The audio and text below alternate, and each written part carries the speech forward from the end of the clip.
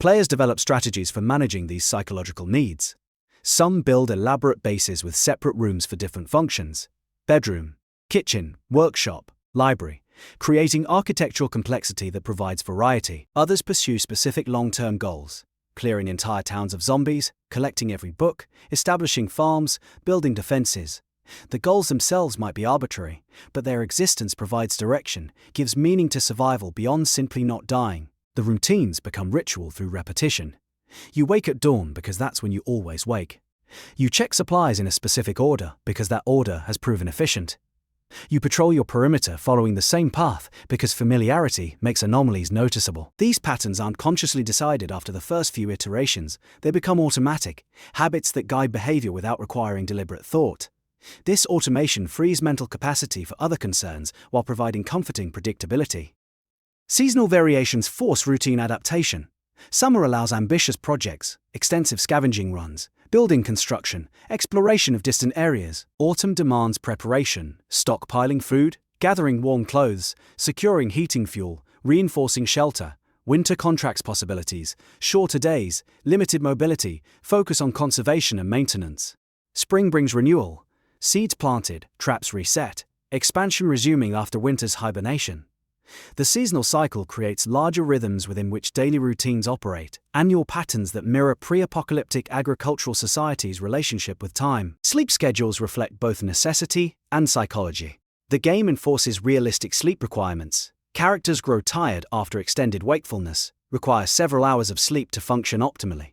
Many players adopt nocturnal schedules, sleeping during daylight hours when visibility makes zombies easier to spot approaching, staying awake through nights when darkness provides concealment, and zombies become harder to avoid. Others maintain conventional schedules, using daylight for productivity and sleeping through dangerous nights. Either approach works. The key is consistency, maintaining a reliable pattern that sustains health and performance. Physical fitness requires attention beyond mere survival. The fitness and strength stats improve through exercise and strain respectively, but they also decay without maintenance. Players who want to preserve or improve these attributes incorporate exercise into routines: push-ups, squats, burpees during safe hours. This seems absurd initially, doing calisthenics while zombies roam outside, but the mechanical benefits justify the investment. Higher fitness means more endurance, better combat performance, increased survival margins. The world has ended, but physical conditioning remains relevant. Record keeping, though not mechanically enforced, becomes psychologically important for some players. They track days survived, zombies killed, locations explored, skills improved. Some keep actual written journals, documenting their characters' experiences in narrative form, creating stories from mechanical progression. These records serve no practical purpose, but fulfill deep human needs for documentation, for leaving evidence of existence, for transforming random survival into coherent narrative. The psychological impact of long-term survival gameplay in Project Zomboid generates fascinating player testimonials. Many report entering almost meditative states during extended sessions, where the routines become so automatic that conscious thought drifts, where hours pass in what feels like minutes. The game's slow pace and repetitive tasks create conditions similar to traditional meditation practices: focus on immediate physical actions, reduced analytical thinking, acceptance of present conditions without judgment or resistance. Others describe forming genuine emotional attachments to their characters, investing in pixel people to degrees that seem irrational, but feel entirely natural when you've spent dozens or hundreds of hours guiding someone's survival. The death of a long-running character can provoke real grief, genuine sadness at the loss, despite knowing it's just data, just numbers and code. This emotional investment speaks to human psychology's capacity to find meaning in abstraction, to care about patterns and narratives regardless of their physical reality. The contrast between player knowledge and character knowledge creates interesting dynamics. You might know exactly where to find a sledgehammer, but your character doesn't until they discover it. You might understand optimal survival strategies from metagaming knowledge, but implementing them feels artificial if not aligned with roleplay. Some players embrace this disconnect, playing efficiently to maximize survival duration. Others commit to roleplay, making decisions their character would make even when those decisions are mechanically suboptimal, valuing narrative coherence over strategic optimization. Isolation's psychological weight becomes palpable in extended single-player campaigns. The lack of human contact, the absence of voices and conversation, the reduction of social existence to these conditions mirror real isolation's effects. Players report increased empathy for solitary confinement's impact, for lonely people's experiences, for historical hermits and anchorites who chose or were forced into lives without community. The game becomes experiential education in what humans lose when stripped of social contact. Yet, paradoxically, many players find Knox County's isolation relaxing rather than disturbing. The removal of social obligations, the freedom from others' expectations and demands, the reduction of life to simple survival, these create space that modern existence rarely provides. There are no meetings to attend, no emails to answer, no social media to check. Your character's concerns are immediate and concrete: food, water, warmth, safety. The simplicity feels like relief, like permission to ignore everything beyond survival's basics. The routines ultimately serve as coping mechanisms for dealing with the game's fundamental premise. You will die, nothing you build will last. Your survival is temporary, your death inevitable. Without routines, this truth becomes overwhelming, paralyzing. But when you focus on today's tasks, gathering wood, cooking dinner, reading a book, sleeping safely, you can bracket the existential horror, can function despite knowing your function is ultimately futile. The routines create meaning not through their content, but through their structure, their rhythm, their transformation of time into manageable segments. This mirrors how humans cope with mortality generally. We know we'll die, that nothing we build will outlast us by much, that our individual existence is temporary and ultimately meaningless in cosmic terms. But we get up anyway, go to work, maintain relationships, pursue goals, create routines that structure our days and give our lives shape. Project Zomboid compresses and intensifies this dynamic, making the certainty of death explicit and immediate, while demonstrating that humans can function, can even find satisfaction, within that certainty's shadow. The game asks nothing of you, except that you try. It doesn't require you to save the world, or defeat the infection, or discover a cure. It simply invites you to survive as long as possible, to establish routines that sustain life, to find whatever meaning or purpose you can create in a world that offers neither, inherently. And in asking so little while modeling so much, it reveals something about human resilience, about our capacity to continue even when continuation seems pointless, to build even when building seems futile, to care even when caring brings inevitable pain. Radio silence and communications end in the first days of the Knox event. Radio and television provided lifelines to normalcy, illusions of connectivity, promises that someone somewhere maintained control and would eventually fix this terrible situation. The broadcasts began with official reassurances, government statements, emergency instructions. A peal of calm, they evolved into reports on the infection's spread, the quarantine's expansion, the growing realization that containment had failed. And then, inevitably, they stopped, and silence filled the frequencies where human voices used to be. The game models this progression with remarkable attention to detail.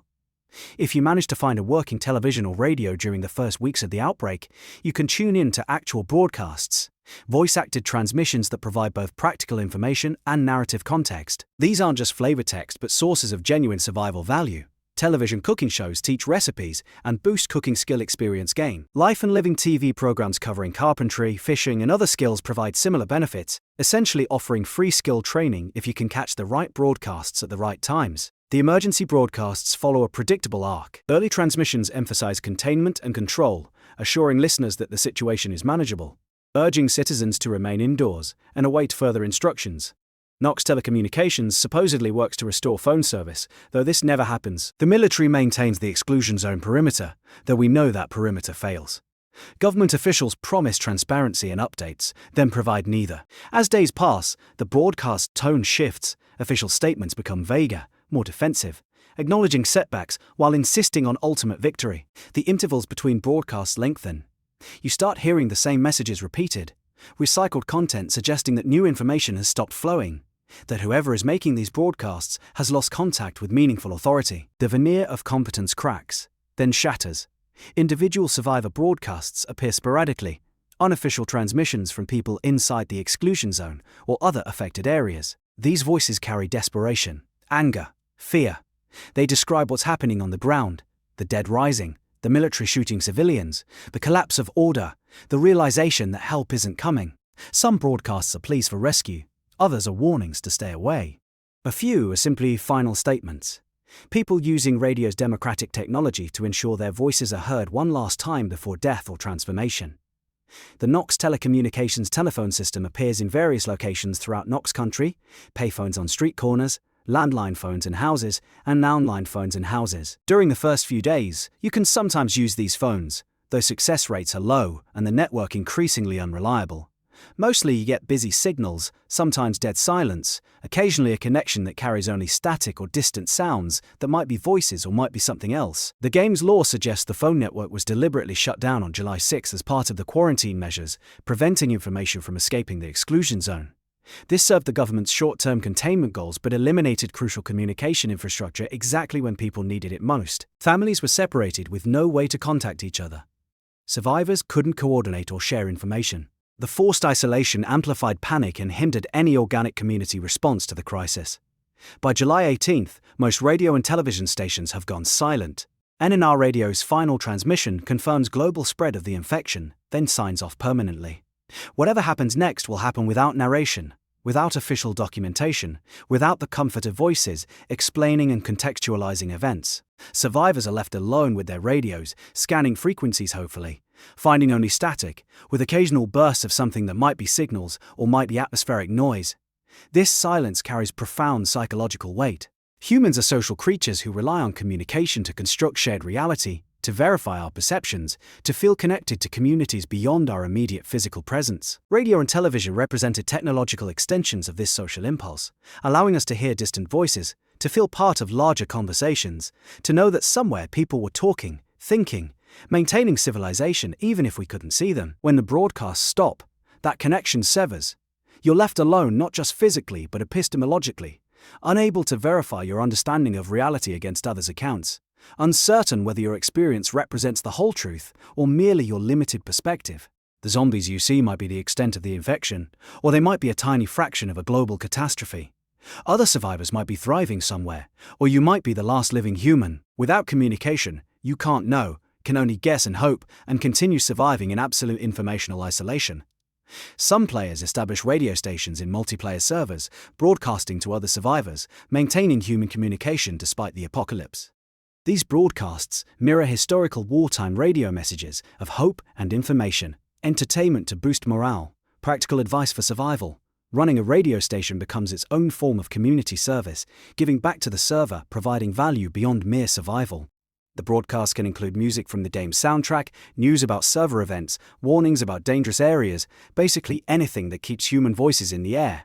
But in single player, there are no other survivors to broadcast, no audience for your potential transmissions. The radio remains silent because you're alone, because there's nobody else left to talk to or listen to. You can still tune radios to different frequencies, still scan the bands hopefully, but you'll find nothing except static and the occasional automated emergency broadcast that continues looping long after everyone who might respond has died or transformed. The written word provides alternative communication methods that survive the radio silence. Throughout Knox County, you occasionally find journals, notes, messages scrawled on walls or left on bodies. These represent final communications from people who knew they were dying, who wanted to leave some record of their existence, who needed to express themselves even though they knew nobody might ever read their words. Some notes are practical. Warnings about zombie concentrations, information about resource locations, advice for other survivors. Others are personal goodbye messages to loved ones, confessions, reflections on life and its ending, fragments of philosophy and despair. Reading these scattered texts creates a parallel narrative, a collective story of the apocalypse, told through individual voices, none of which survive but all of which leave evidence of having existed. Players can create their own notes, writing messages that will persist in the world even after their character dies. This serves limited practical purpose in single player. Your next character might find your previous character's notes, but you already know what they say. In multiplayer, notes become genuine communication methods, allowing players to leave warnings, instructions, messages for friends, even entire stories documenting their experiences. The psychology of communication's absence manifests in unexpected ways during extended gameplay. Players report talking aloud to their characters, narrating actions as if someone can hear, maintaining linguistic skills through verbalization, despite the absence of conversational partners. Others create elaborate backstories and internal monologues, essentially writing fiction using the game as prompt and framework. The human need to communicate persists even when all practical outlets for communication have been eliminated. Some find the silence peaceful rather than disturbing. Modern life drowns us in communication. Constant emails, messages, notifications, demands for attention and response. The expectation that we remain accessible, always available for interaction, creates stress and fragmentation. Knox County offers exemption from these demands. Nobody can call you. Nobody expects responses. Nobody requires your attention. The silence that others find lonely, These players experience liberation, freedom from social obligations, and communication's exhausting reciprocity. The game's lack of NPC survivors eliminates an entire category of potential communication. Many survival games include NPCs who provide quests, dialogue, story content. Project Zomboid made the deliberate choice to exclude these elements, creating a world empty of living humans except players.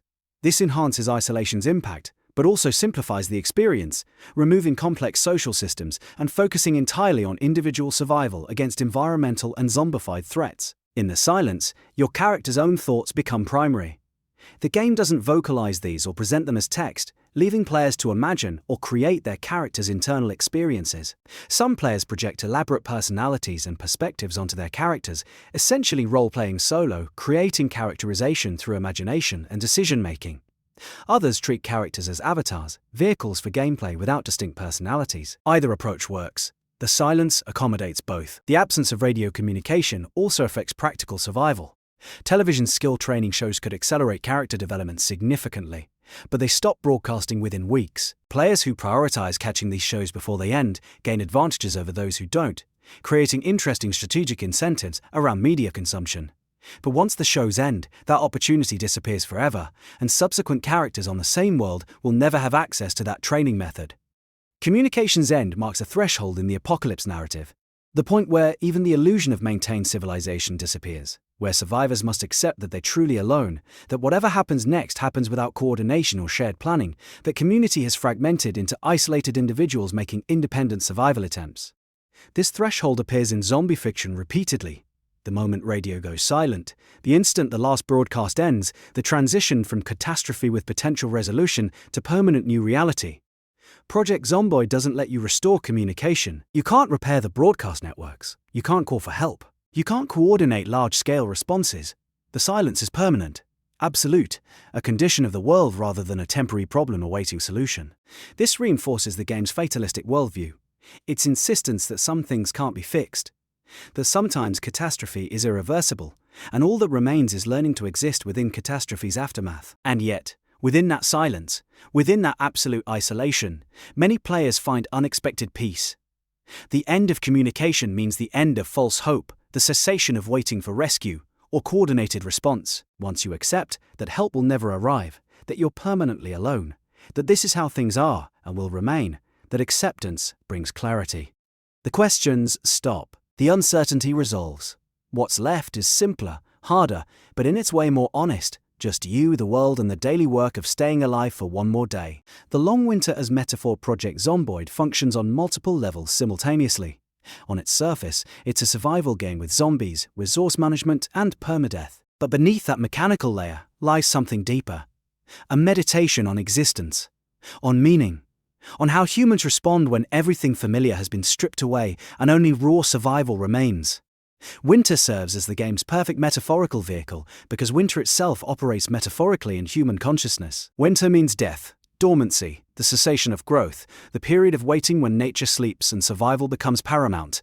Winter is when the marginal die, the weak, the unprepared, those who didn't stockpile enough resources or secure adequate shelter. Winter is democratic in its lethality, killing without regard for virtue or innocence, threatening rich and poor equally, though the rich typically secure better protection.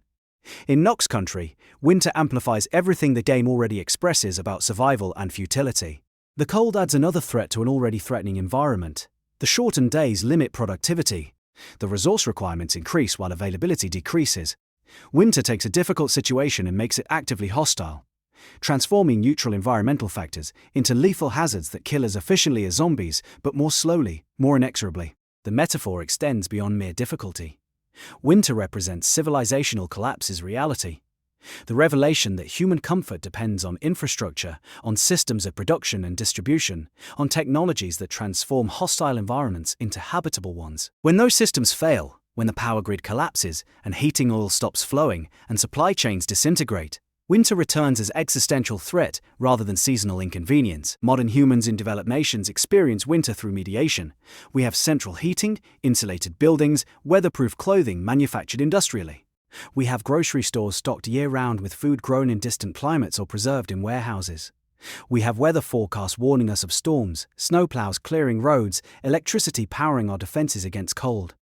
Winter happens outside while we remain comfortably inside, insulated not just from cold but from cold's meaning, from its role as nature's population control mechanism. Knox Country's winter strips away that mediation. You feel the cold directly, mechanically, through game systems that model hypothermia and resource consumption, and the deadly simplicity of heat loss. The buildings provide only passive protection, walls that slow but don't stop temperature equalization, roofs that keep out precipitation but don't generate warmth. Everything that made winter survivable requires technology, and that technology has failed, leaving you with primitive solutions: burn wood, wear layers, conserve energy, endure. This returns survival to historical norms. For most of human history, winter killed significant portions of populations. The very young, the very old, the sick, the poorly provisioned.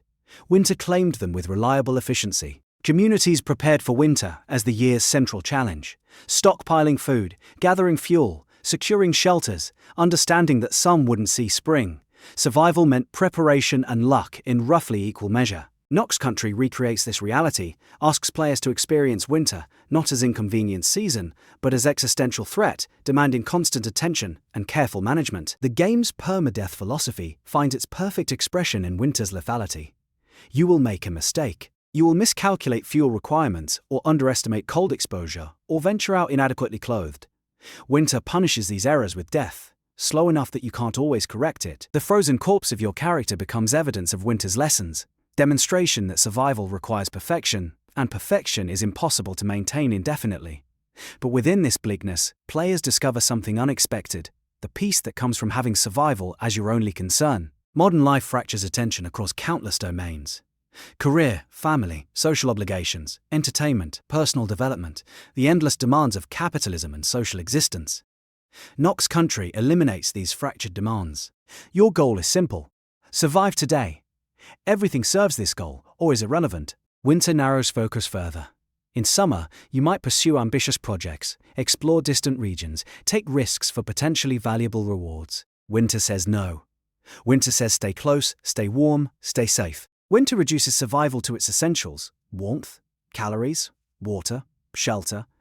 There's something almost meditative about this reduction, this enforced simplicity, this return to basics. The long winter nights, when darkness falls early and lingers late, create extended periods of stillness that mirror meditation's structure. You sit in your safe house, fire burning in the stove, listening to wind outside, watching shadows, waiting for dawn. There's nothing productive to do. It's too dark to read without wasting precious light sources, too dangerous to go outside, too cold to work on projects, so you simply exist, passing time, being rather than doing. These moments of enforced stillness reveal the game's accidental brilliance as a contemplative space.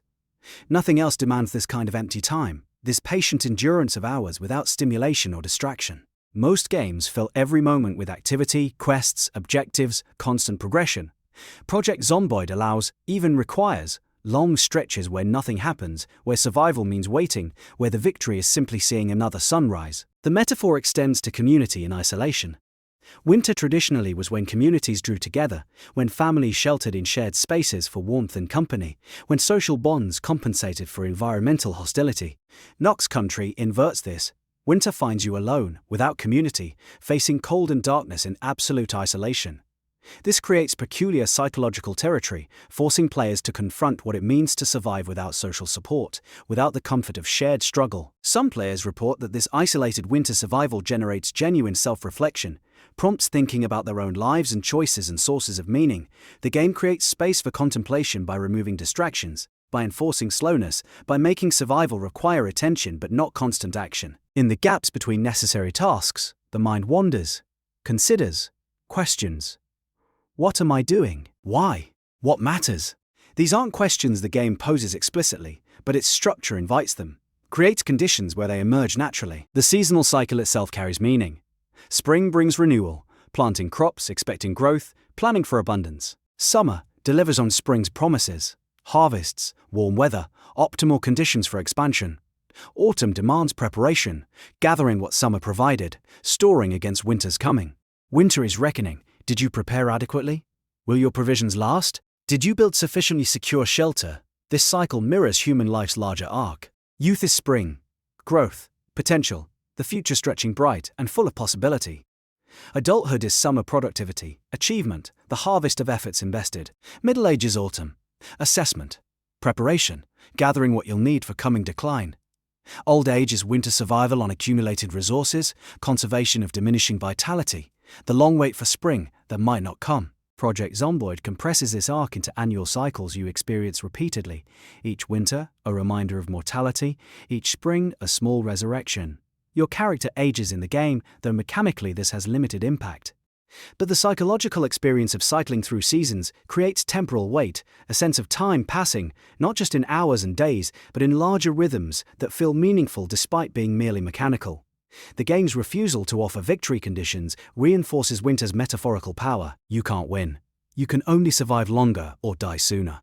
Winter doesn't end the game.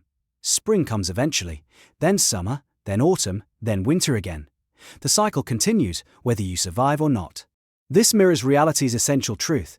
The world persists regardless of individual fates. Seasons change without caring who witnesses them. Time passes indifferently to human hopes and failures. In choosing winter as central thematic element, Project Zomboid taps into deep cultural associations. Winter as trial, as test, as proof of worth. The survivors who make it through winter have demonstrated something. Not moral superiority or inherent value, just competence, preparation, luck. They have passed winter's examination and earned the right to continue, at least until the next test, until the next winter, until the inevitable failure. Many players describe a particular satisfaction unique to surviving winter in the game, a pride that feels disproportionate to the achievement. It's just a game, just pixels and code, just simulated survival in a fictional apocalypse. But the satisfaction feels real because the challenge was genuine, required real planning and decision-making and problem-solving. Winter tested you, and you persevered, at least this time. And that perseverance carries emotional weight regardless of its digital nature. The long winter of Knox County is both literal and metaphorical, both mechanical system and symbolic framework. It's the freezing silence of a world that has ended, the cold that seeps through walls and into bones, the endless nights waiting for dawn. It's also humanity's eternal winter. The awareness of our mortality, the knowledge that warmth is temporary and cold is the universe's default state. The understanding that we survive only through constant effort against entropy's patient insistence. And in surviving that winter, in chopping wood and tending fires and rationing food through frozen months, players enact something ancient and essential, the human refusal to surrender, to yield, to accept death without resistance. Winter says you will die. The game says you will die.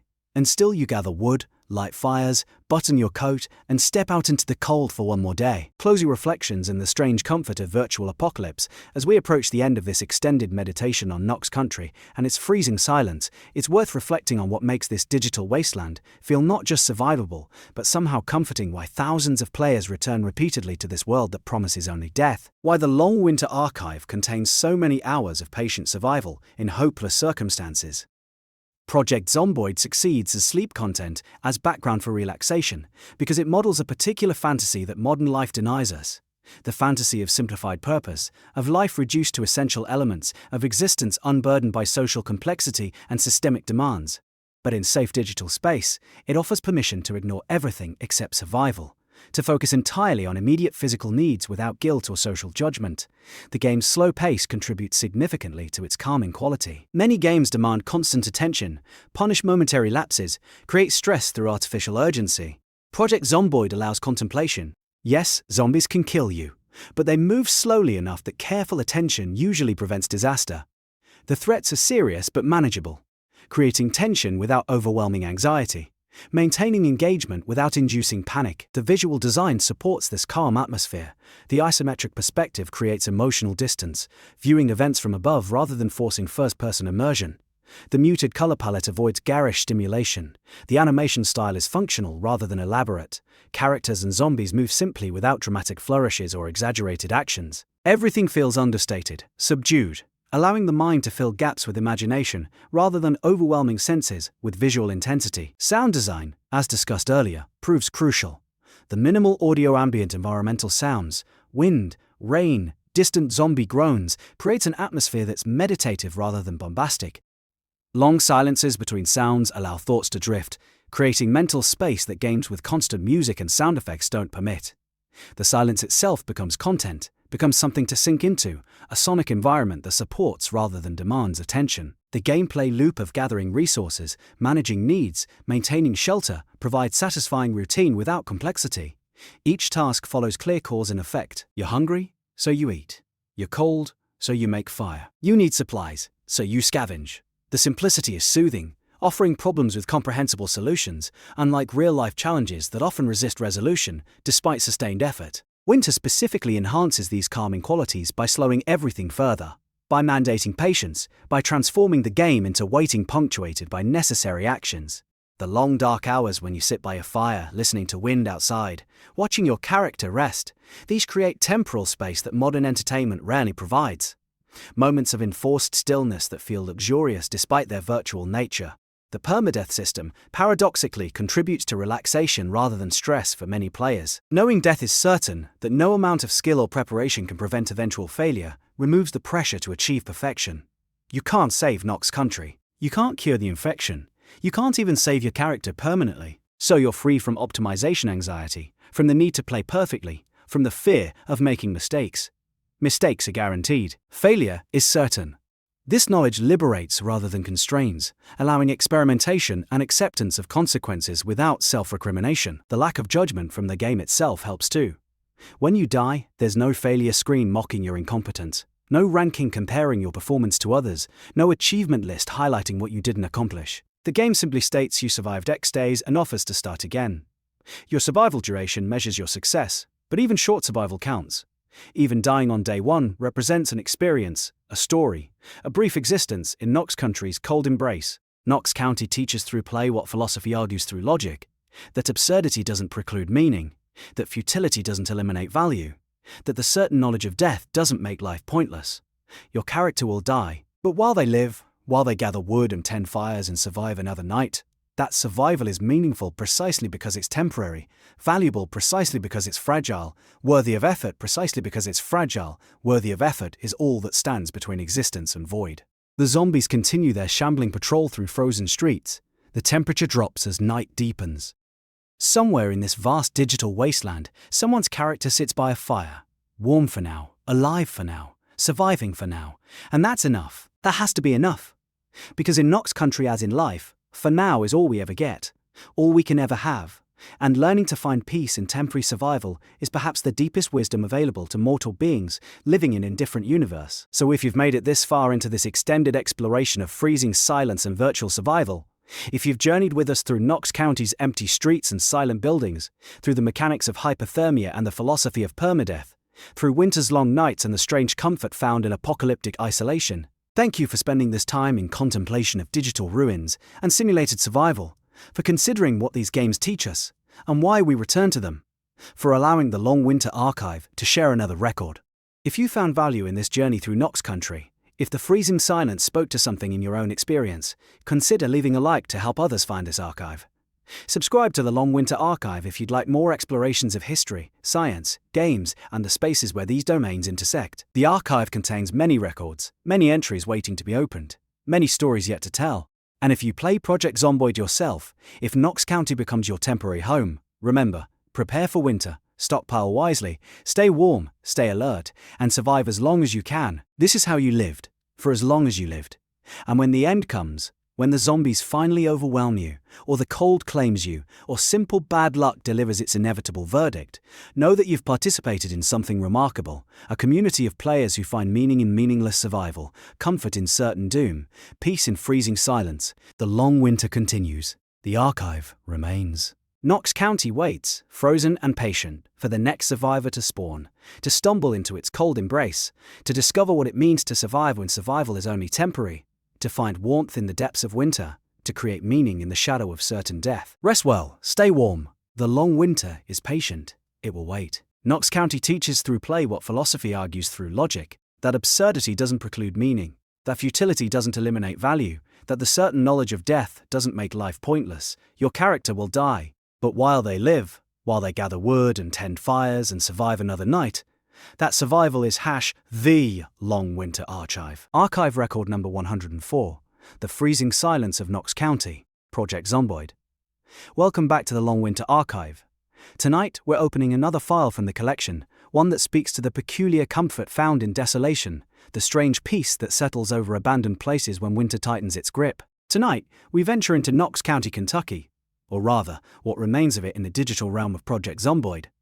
This is a story of emptiness and cold, of survival and silence, of the long freezing hours between one breath and the next. So settle in, find your most comfortable position, and let the tale of Knox County's frozen abandonment wash over you like fresh snowfall on forgotten streets. The geography and atmosphere of Knox County. Knox County exists in that strange liminal space between reality and fiction, a place that is and isn't, that was and never will be. The developers at the Indy Stone drew their inspiration from the real northern Kentucky landscape, from the actual towns of Muldrow and West Point, from the genuine topography surrounding Fort Knox and the Ohio River Valley. They studied satellite imagery, traced road patterns, noted the placement of buildings and the flow of water. But what emerged in their game was something more than mere recreation.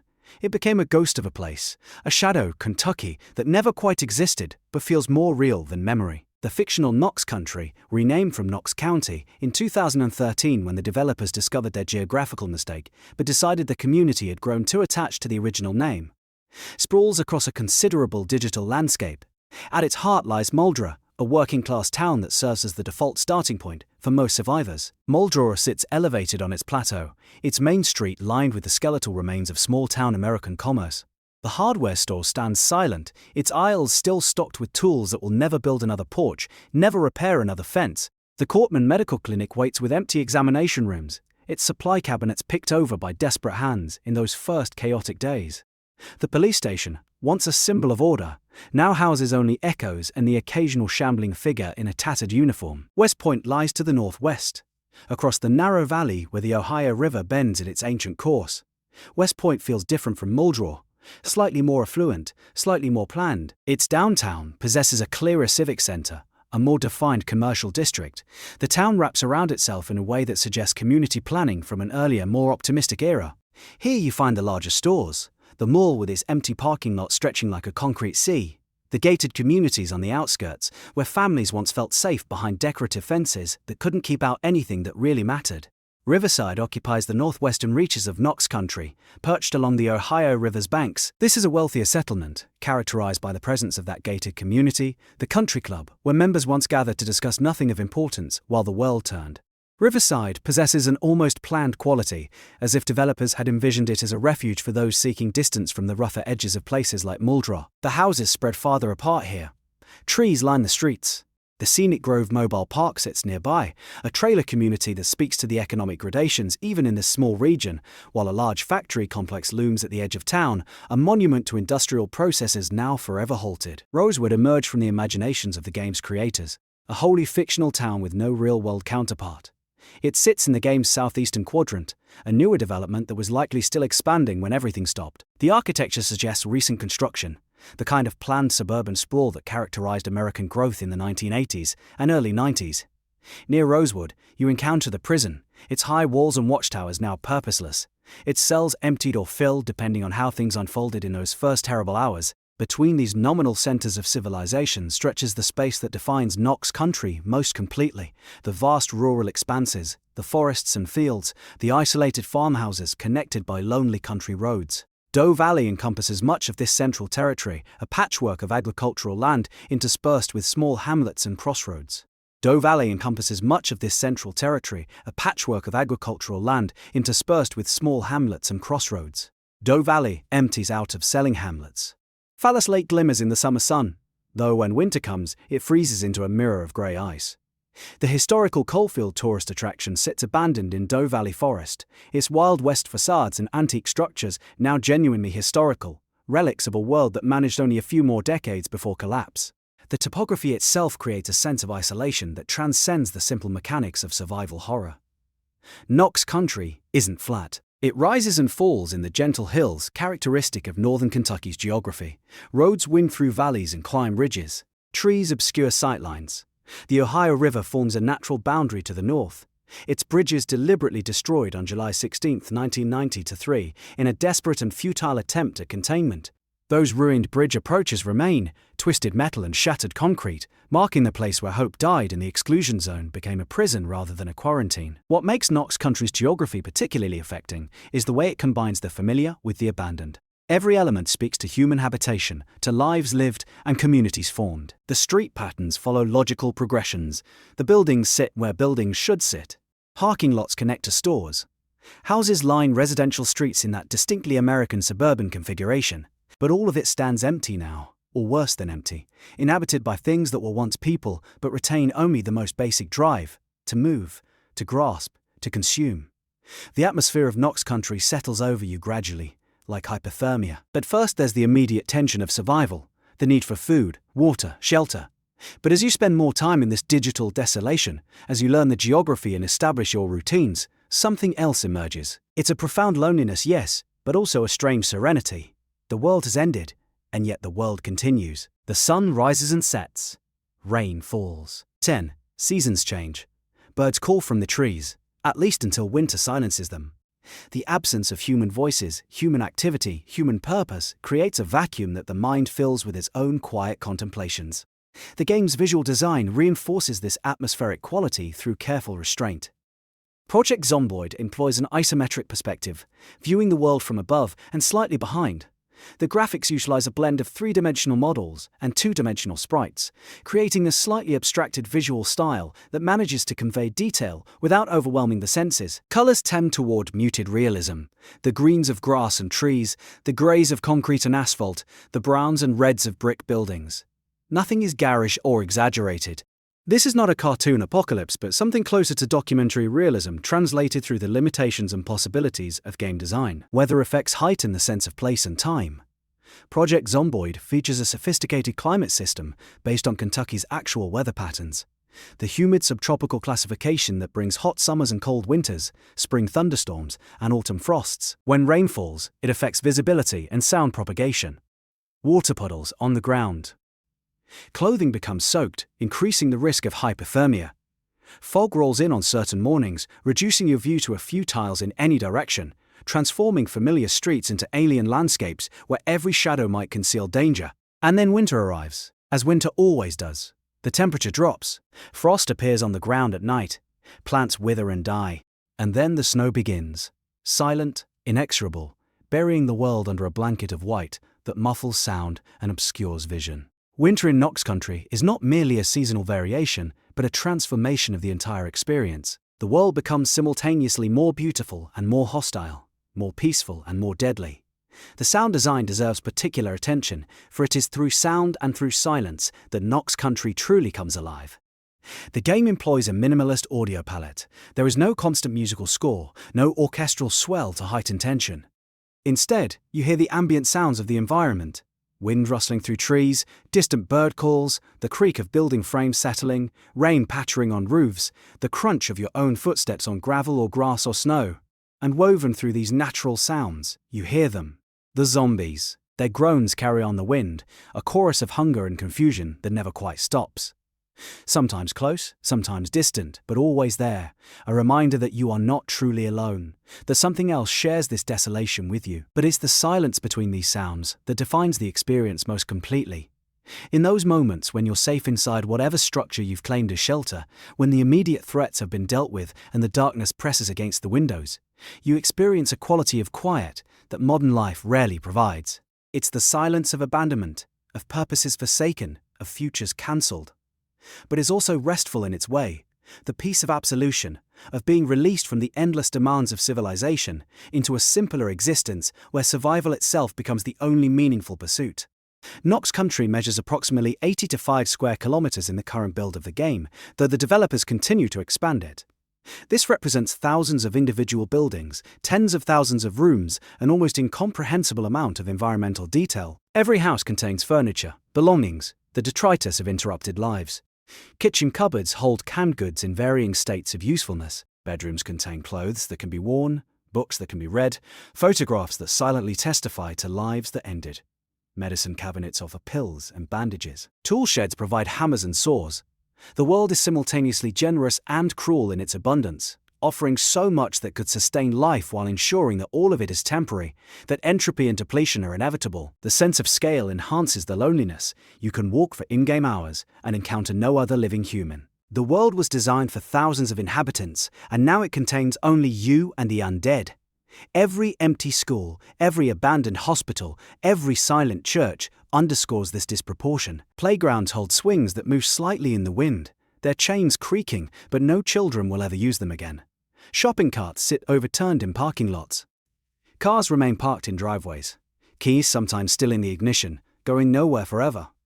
This is the landscape of Project Zomboid's Knox County.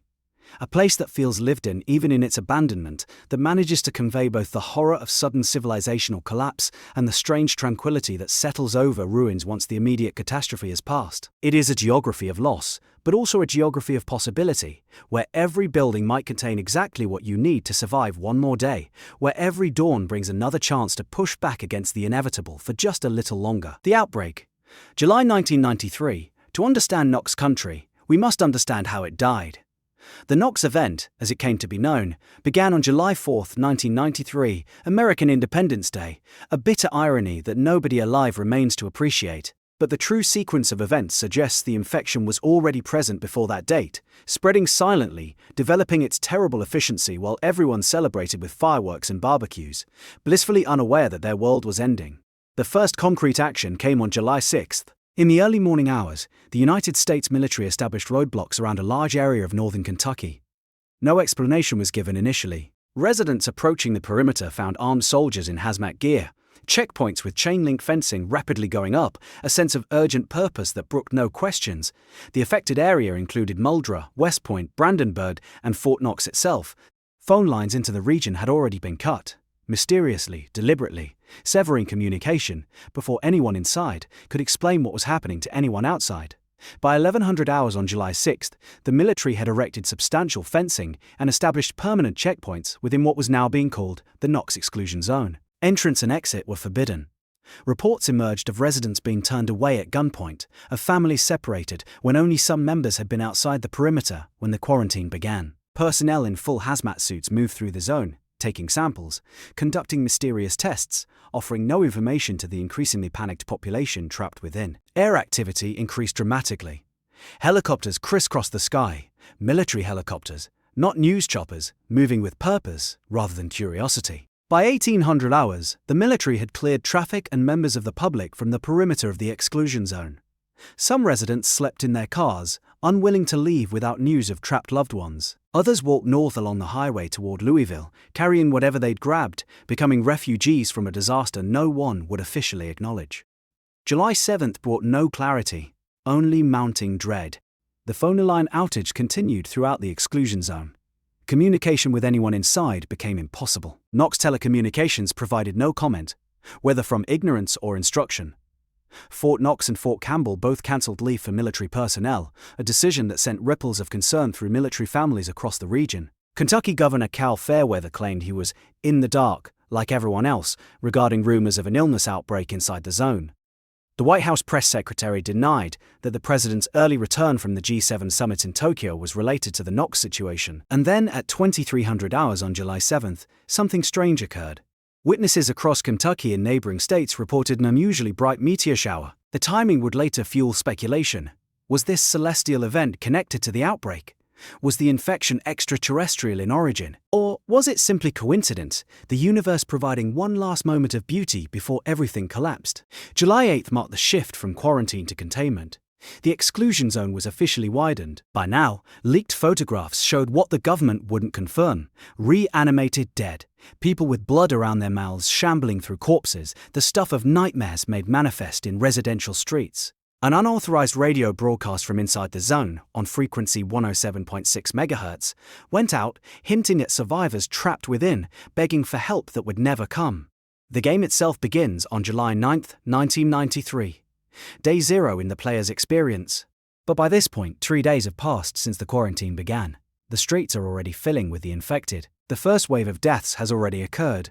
When you spawn into Knox County, you are not witnessing the beginning of the apocalypse, but arriving in its immediate aftermath, stumbling into a disaster zone where the worst has already happened and only the slow grind of entropy remains. July 10th brought the first mentions from official sources that this was no ordinary disease.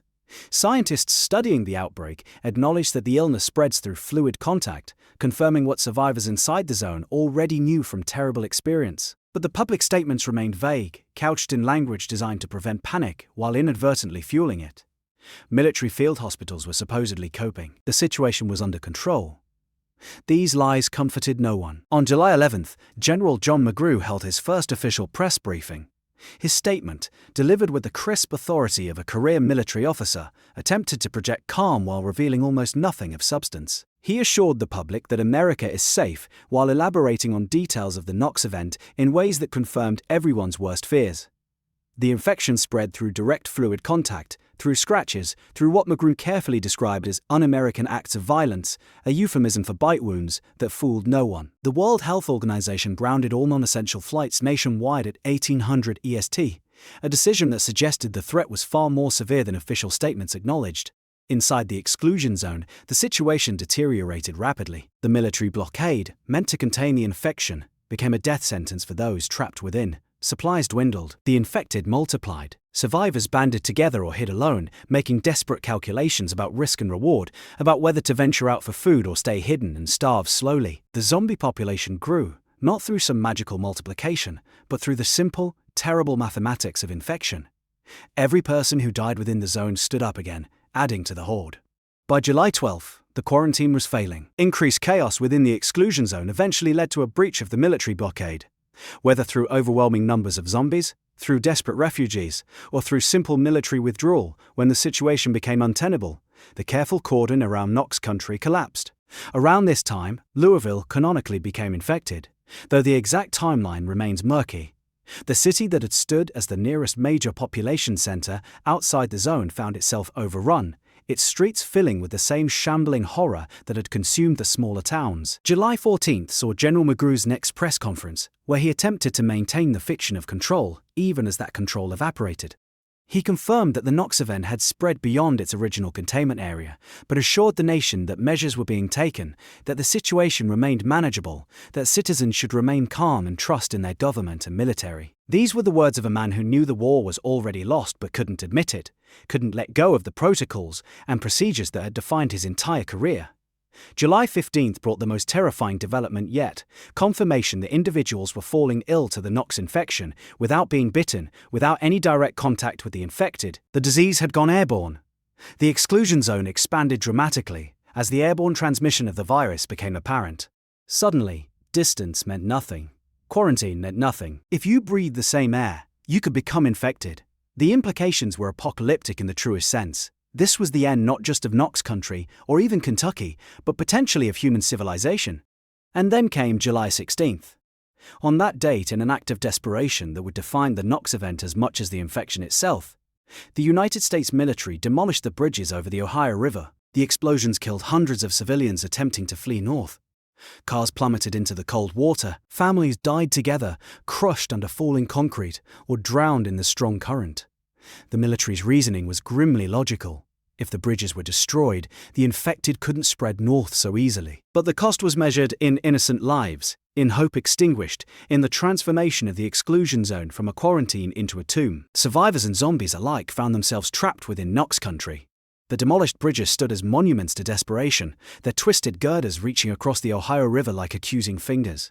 Players who explore these locations in the game can still see the evidence. The ruined approaches, the debris scattered across the riverbanks, the cars half submerged in the shallows. It's environmental storytelling at its most effective, letting the ruins speak for themselves about the price of survival, about the calculations made when everything is at stake. July 17th marked the effective globalization of the Knox event. The highly contagious virus was confirmed in Cincinnati, Mogadishu, Seoul, Okinawa, and multiple cities in England. The infection had escaped not just the exclusion zone, not just Kentucky, or even the United States, but had spread to every continent. The speed of transmission suggested air travel played a role. Someone infected but not yet symptomatic boarding a plane, traveling halfway around the world, then reanimating upon arrival. Or perhaps the airborne strain had simply diffused through the atmosphere, riding wind currents, crossing oceans, finding every human population on Earth. General John McGrew addressed the nation for the final time on July 17th. His broadcast targeted those individuals who had proven immune to the second wave of the Knox event, people who didn't fall sick from the airborne strain but remained susceptible to infection through fluid contact, through bites. McGrew commanded these survivors to defend themselves, to take extreme measures for their survival, to do whatever necessary to stay alive. He confirmed what everyone already knew but hadn't wanted to believe, that these immune individuals represented the last hope for humanity's continuation. The general ended his message by assuring the survivors they hadn't been forgotten, promising rescue and support that would never arrive. By July 18th, most radio and television stations had ceased operation. The last broadcasts came from NNR Radio, which sent out its final transmission confirming that the Knox infection had spread globally. Then silence fell. The networks went dark. The emergency broadcast system stopped cycling through its automated warnings. The world ended not with a bang but with a whisper, with a gradual cessation of voices until only static remained. This, then, was the Knox event. Not a single catastrophic moment, but a sequence of failures, of escalating desperation, of authorities losing control while pretending they maintained it. The timeline reveals a pattern familiar from historical disasters: initial denial followed by drastic measures, implementing too late, followed by collapse. The specific details might be fictional, part of a video game's carefully constructed lore, but the pattern feels uncomfortably realistic, drawn from humanity's actual responses to plague and war and catastrophe throughout history. For players entering Knox Country on July 9th or later, all of this is prologue. The catastrophe has already occurred.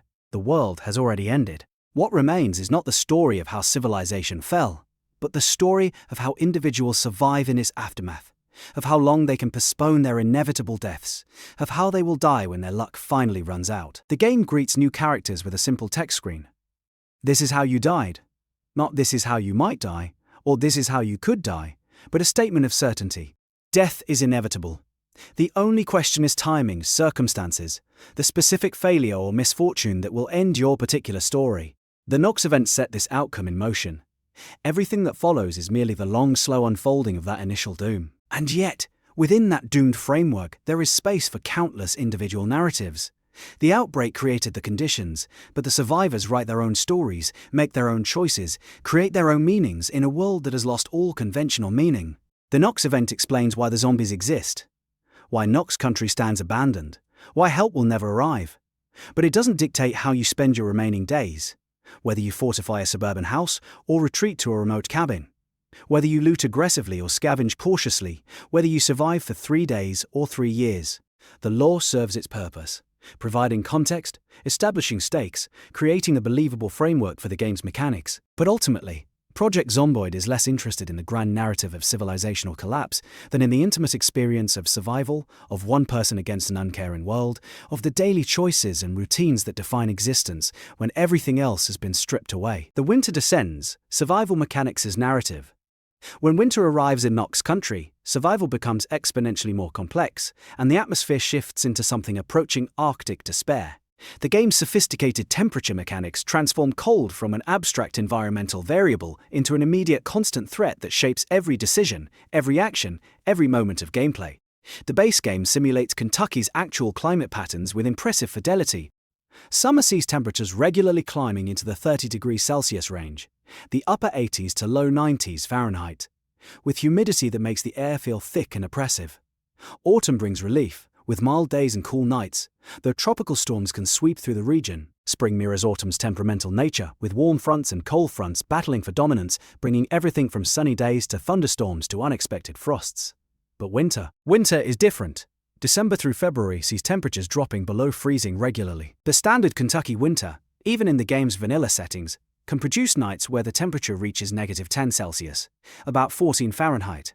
Snow falls intermittently, accumulating in patches, melting and refreezing. Ice forms on puddles and ponds. The world hardens, contracts, becomes hostile to warm-blooded life. For a survivor in Knox Country, winter begins long before the first snowfall. The wise player starts preparing in late summer, stockpiling food, gathering warm clothes, securing heating sources, establishing a stable base with defensible positions and adequate storage. Because once winter arrives, opportunities for scavenging diminish dramatically. The cold slows you down. It drains energy. It introduces a lethal complication to every outdoor expedition. The hypothermia system in Project Zomboid operates through graduated stages, each with its own Moodle indicator and effect. At first you feel chilly, a mild warning that your body temperature is dropping below comfortable levels. If you don't address this soon, chilly progresses to cold, where your character begins to shiver, movement slows slightly, and stamina regeneration decreases. Ignore it further, and you become very cold, at which point serious health consequences begin. Continued exposure leads to freezing, where health actively drains and your character moves at a crawl, barely able to function.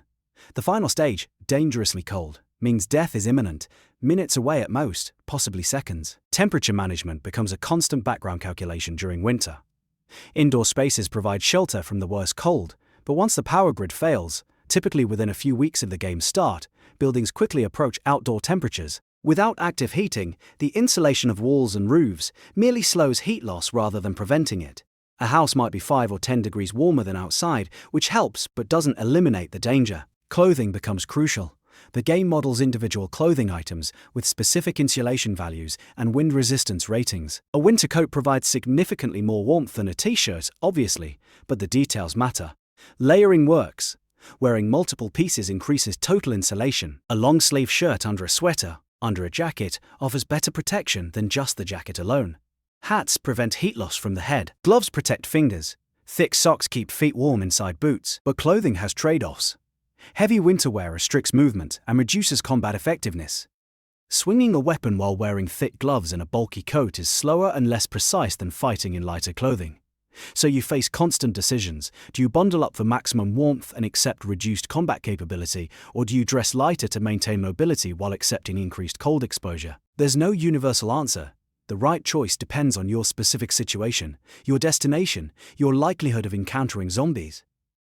Wetness dramatically accelerates heat loss. If your clothes get soaked, from rain, from wading through water, from falling in snow, you become cold much faster. Wet clothing can transform a manageable outdoor expedition into a race against hypothermia. This makes rain especially dangerous in winter. A cold rain soaking through your clothes will bring on freezing faster than dry snow at the same temperature. Smart players carry towels to dry off, change into spare dry clothes when they return to base, and avoid unnecessary exposure to precipitation.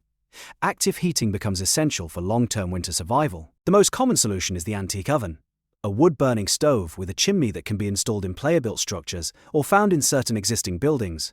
Antique ovens provide a zone of warmth extending several tiles in all directions, enough to keep a small room comfortably heated.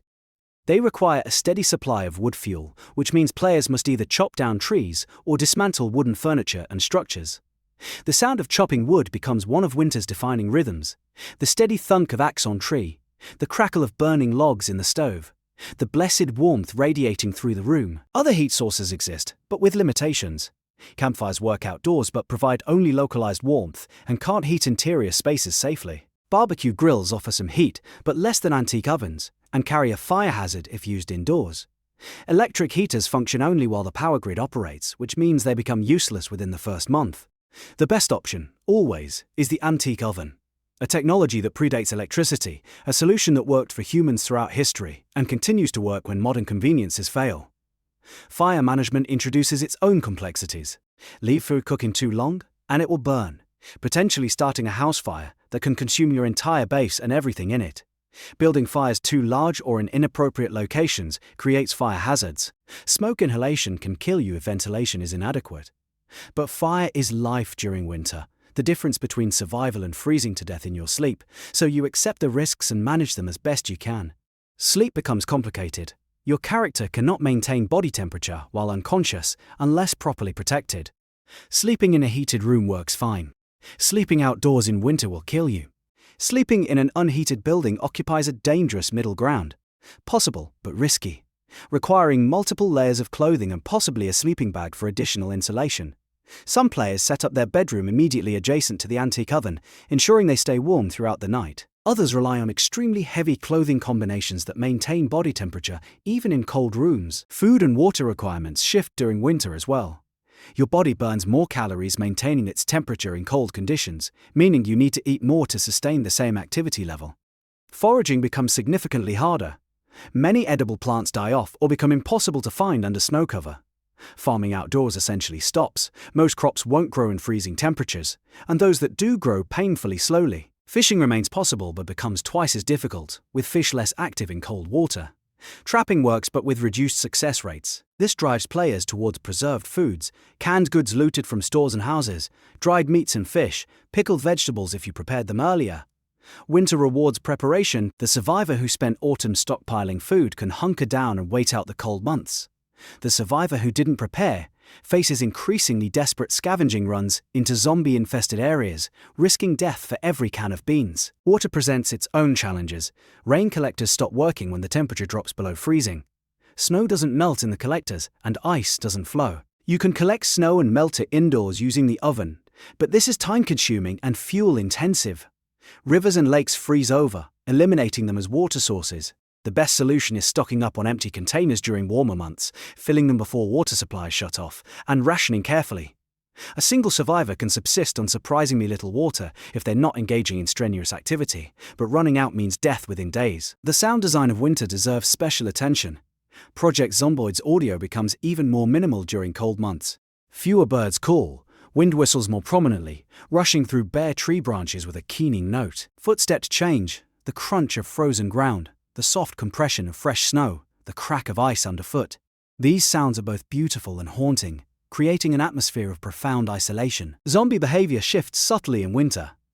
The infected move slightly slower in extreme cold, their already sluggish nervous systems further impaired by low temperatures. This creates a marginal advantage for survivors. Easier to outrun them, easier to avoid them entirely.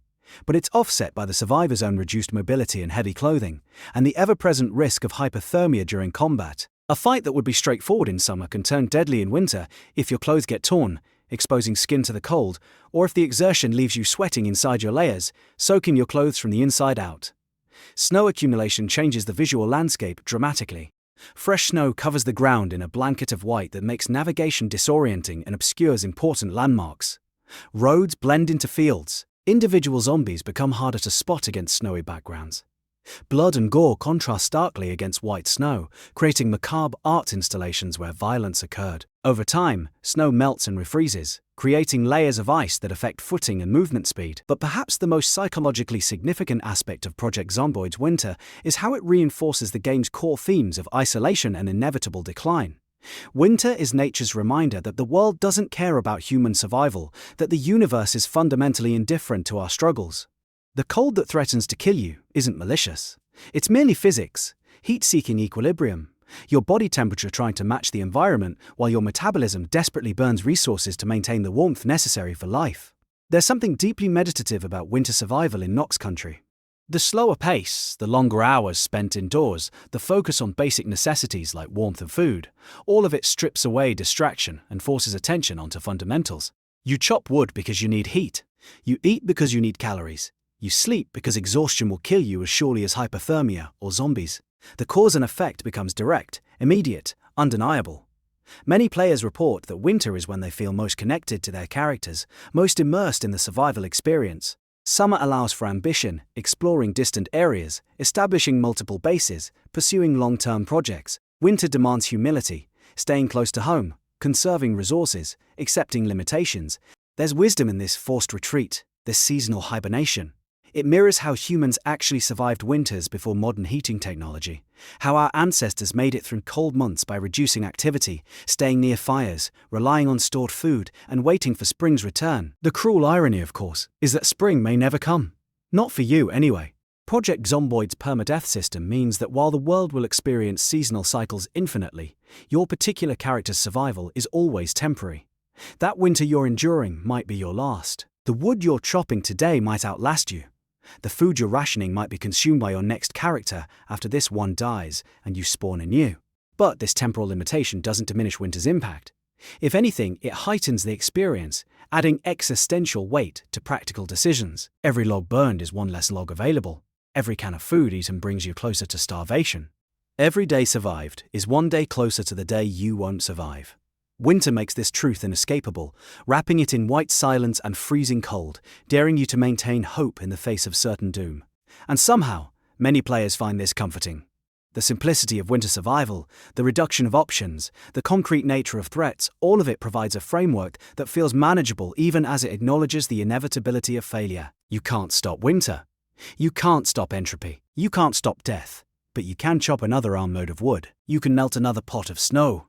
You can survive another night. And in the survival, in the continued defiance of the cold and dark, there is meaning, even if that meaning exists only in the moment, evaporating like breath in frozen air. The architecture of loneliness, every building in Knox County tells a story, though the buildings themselves remain silent.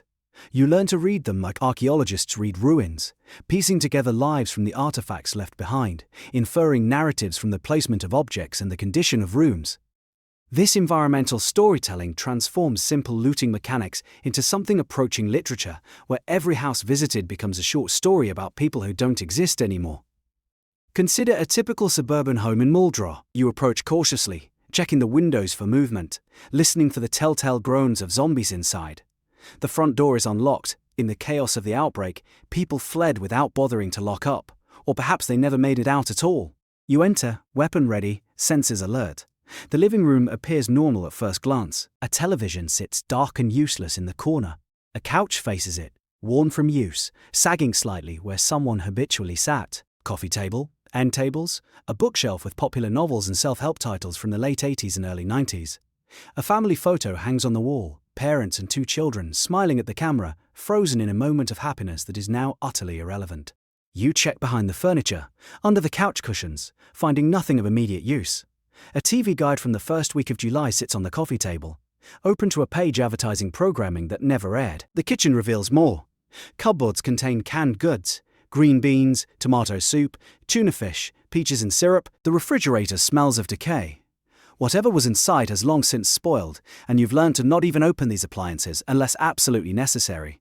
Drawers hold the usual kitchen implements, knives that can serve as weapons, forks and spoons, spatulas and wooden spoons that might fuel a fire if you get desperate enough. A calendar hangs on the wall, still showing July 1993, with notations for appointments that were never kept, events that never occurred. Timmy's soccer practice, on July 10th, dinner with the Hendersons on July 14th. The mundane schedules of lives interrupted midstream. Upstairs, the bedrooms tell more intimate stories. The master bedroom contains a double bed, rumpled sheets suggesting hasty abandonment. A nightstand holds a book opened face down, the reader's place forever lost. The closet contains clothes, shirts and pants in adult sizes. A few dresses, shoes arranged on the floor. You take what might fit, what might keep you warm, leaving the rest hanging like ghosts of identity. A jewelry box sits on the dresser, full of items that once held value but are now merely decorative, useless in this new world where wealth means calories and ammunition, not gold and diamonds. The children's room strike hardest, toys scattered on the floor, action figures mid-battle, a partially completed jigsaw puzzle, stuffed animals arranged on the bed, posters on the walls advertising movies from 1992, bands from the late 80s, the cultural touchstones of childhood in that specific moment. School papers tacked to a corkboard, showing grades and teacher comments, the careful tracking of academic progress that no longer matters. You search methodically, checking drawers and closets, finding children's clothes that you can't use, books that you might read someday if survival becomes boring enough. Small treasures that meant everything to someone and now mean nothing to anyone. And sometimes you find the family, or what's left of them. Corpses in the bedroom, sometimes still animate, requiring you to put them down with mechanical efficiency before continuing your looting. Other times just bodies, victims of the infection or violence or despair. The game doesn't dwell on these scenes, doesn't force you to confront them with cutscenes or dialogue, they simply exist. Additional environmental details, the final chapter of stories you arrive too late to witness. Every house follows similar patterns but with infinite variation. Some homes show signs of fortification. Furniture piled against doors, windows boarded from the inside, stockpiles of food and water suggesting the residents understood what was happening and tried to prepare. These places often contain the best loot, but also the most zombies, survivors turned infected trapped inside their own fortifications. Other homes appear abandoned without struggle, doors left open, possessions undisturbed, suggesting the occupants fled at the first opportunity, hoping to reach safety that likely didn't exist. Commercial buildings provide different narratives. The hardware store in Muldrow tells the story of desperate preparation. Aisles ransacked for tools and supplies, empty spaces where lumber and nails once stood, the cash register forced open and emptied though money stopped meaning anything within days. The sporting goods store similarly shows evidence of panic buying focused on camping supplies, weapons, anything that might aid survival. Some stores show evidence of defensive stands, blood splattered near entrances, overturned shelving creating barriers, spent shell casings on the floor, indicating someone made their last stand here, choosing to find rather than flee. The hospitals are particularly haunting. Emergency rooms full of gurneys, some still occupied by corpses that never received care, the medical staff having either fled or joined the undead. Supply rooms picked clean of useful medications, leaving only administrative paperwork and broken medical equipment. Doctors' offices with their examination tables and anatomical charts, waiting rooms with magazines from June 1993, the last publications before everything stopped. These places feel like mausoleums, monuments to humanity's attempt to systematize and control death. Now utterly overwhelmed by death's sheer volume and its new infectious nature, schools hit differently. Something about the combination of innocence and catastrophe. Empty classrooms with small desks arranged in rows, chalkboards still showing lessons from early July, backpacks abandoned on the floor where children dropped them. Cafeterias with long tables, kitchens stocked with industrial quantities of food that survivors have long since ransacked. Gymnasiums where assemblies once gathered, now vast empty spaces where footsteps echo. The playgrounds outside, equipment still functional but unused, swings moving slightly in the wind, seesaws balanced at awkward angles. These spaces were designed for noise and life and learning, and their silence feels like a violation of their essential purpose. Churches offer no comfort despite their intended purpose. Pews sit empty, hymnals and Bibles undisturbed, altars and pulpits waiting for congregations that will never return. Some churches show signs of people sheltering here in those first desperate days. Sleeping bags spread in the sanctuary, food wrappers and empty water bottles scattered about. You wonder what those survivors thought, whether they prayed for deliverance that didn't come, whether faith sustained them or crumbled in the face of apocalyptic reality. The game doesn't answer these questions. The buildings stand mute, offering shelter but no salvation. Grocery stores or supermarkets become battlegrounds between survival needs and zombie danger. These buildings drew crowds in the outbreak's early days, people desperate for food and supplies, creating dense concentrations of humanity that became dense concentrations of infected. The stores contain valuable resources, but accessing them means navigating tight aisles with limited sightlines, risking ambush from every corner.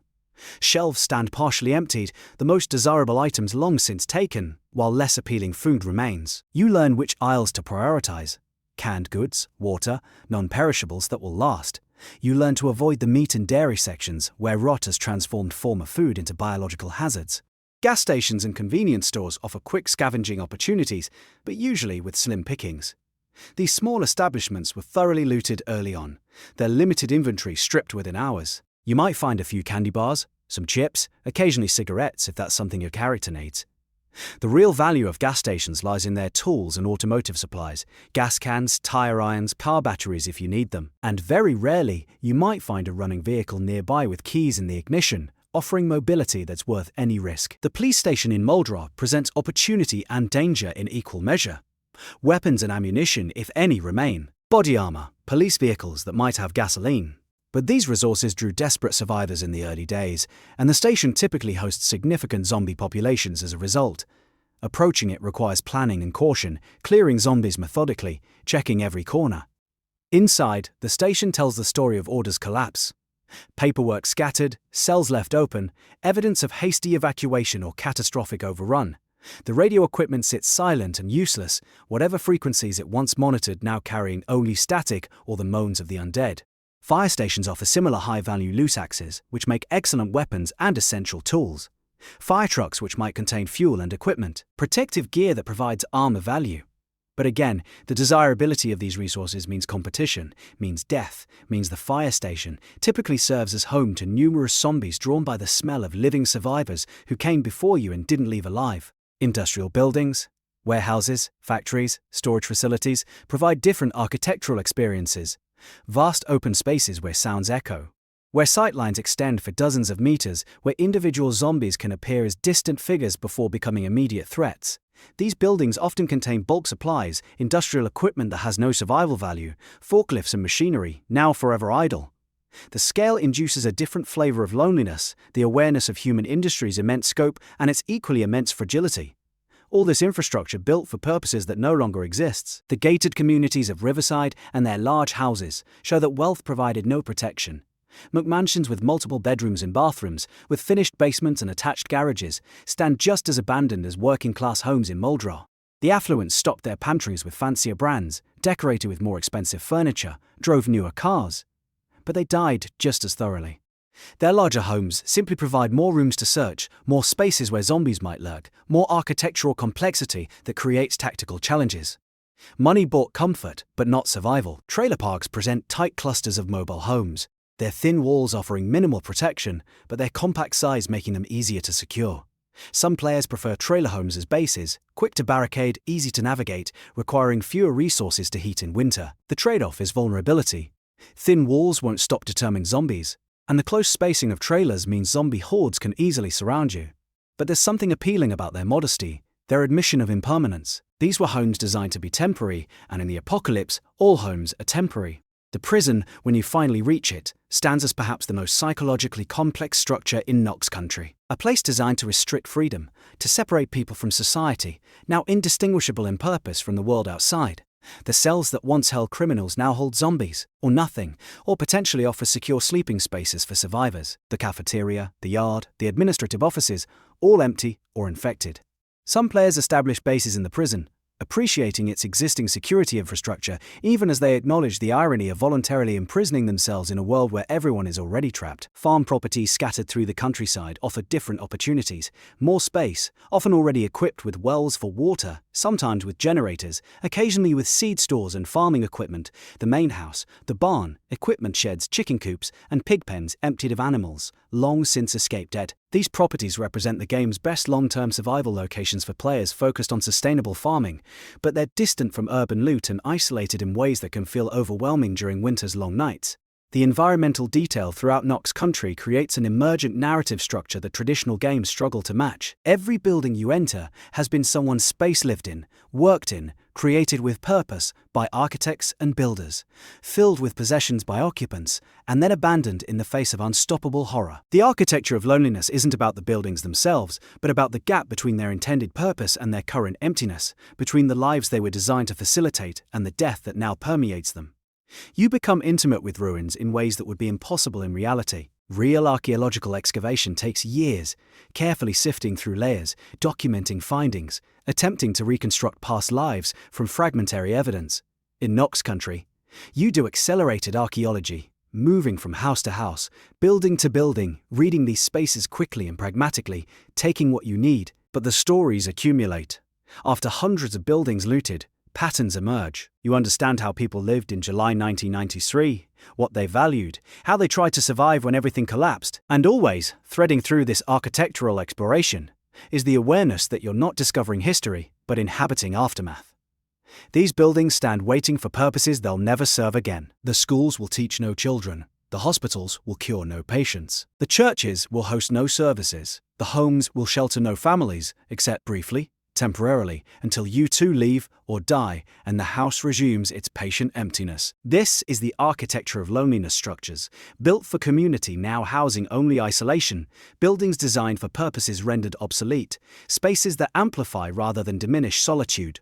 Walking through Knox County's empty buildings induces a specific melancholy that the game never explicitly states, but completely demands that the game never explicitly states, because the zombies are horror, yes, but the empty buildings are tragedy, each one a small monument to futures that were stolen and lives that were ended. The undead in winter, the infected of Knox County, are not the shambling corpses of classic zombie fiction, nor are they the rage-fueled sprinters of modern reimaginings.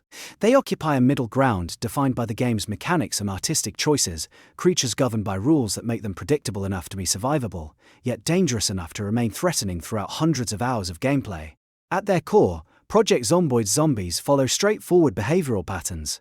They are attracted to sound, to sight, and to smell, in that order of sensitivity. A loud noise will draw them from significant distances, their heads swiveling toward the source, their bodies turning to shamble in that direction. They can see movement within a certain radius, recognizing the distinctive motions of living humans and pursuing them. And they possess an olfactory sense that allows them to detect survivors who remain too long in one area. A mechanic the community refers to as migration, or zombie accumulation, where hordes gradually gather toward player-occupied spaces over days and weeks. Their movement speed varies based on server or sandbox settings, but in the default configuration, zombies shamble at a pace roughly equivalent to a slow walk. A survivor can easily outpace them at a jog, can even outrun them while walking if they're not exhausted. But this advantage is offset by several factors. First, zombies never tire. They will follow you indefinitely, will chase you for in-game hours if necessary, maintaining their steady pace while you grow increasingly exhausted. Second, they attack in groups. A single zombie is rarely a serious threat. A horde of 50 is nearly impossible to escape without significant preparation. Third, they exist in vast numbers scattered throughout Knox County, meaning that evading one group often means running toward another. The infection mechanics create existential dread more effectively than jump scares. A zombie bite carries a 100% infection rate in standard settings. Once bitten, you're doomed. The infection manifests gradually. First, a queasy stomach, then fever, then weakness, then death, then reanimation. The timeline varies slightly, but death typically occurs within 3 to 5 days of infection. There is no cure, no treatment, no hope. You can delay the inevitable slightly through medication that addresses symptoms, but the outcome remains certain. Scratches from zombie attacks carry approximately 25% infection rates. A laceration falls somewhere between scratches and bites. These probabilities mean that every injury creates agonizing uncertainty. You clean the wound, bandage it, and then wait. Will you get sick? Or did you dodge the bullet this time? The game forces you to continue playing for days before you know whether that scratch will kill you, during which time you'll invest effort in survival tasks that might be rendered meaningless by your character's impending death. This creates remarkable psychological tension. Experienced players develop deep attachment to long-running characters. Survivors who've lasted months, accumulated skills and equipment, established secure bases. A single careless moment, one zombie you didn't see, can end all that progress. The scratch you receive might be the end of everything. Or it might heal clean. You won't know until either the infection moodle appears, or enough time passes to confirm you're safe. Zombie damage in combat operates through a complex interplay of factors. Weapon type matters. Blunt weapons like baseball bats and crowbars can knock zombies down without killing them, buying time, but not permanently eliminating threats. Bladed weapons like axes and machetes dismember and kill more efficiently, but degrade faster with use, and can get stuck in corpses during combat.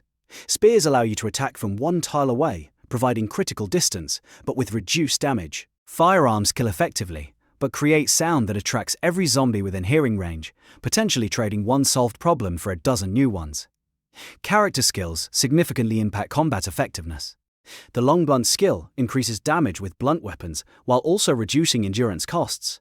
Short blunt does the same for one-handed blunt implements like hammers. Axe skill improves chopping weapons. Maintenance skill reduces weapon degradation and allows repairs. Fighting with no relevant skills means wild swings that rarely connect, rapid exhaustion, and high vulnerability. But as skills increase through practice, combat becomes manageable, even meditative. The rhythm of strikes, the timing of zombie approach, the careful conservation of endurance. Endurance management proves crucial in zombie combat. Every action, attacking, shoving, running, consumes endurance. When exhausted, your character can barely fight, swings slowly and weakly, becomes easy prey for groups.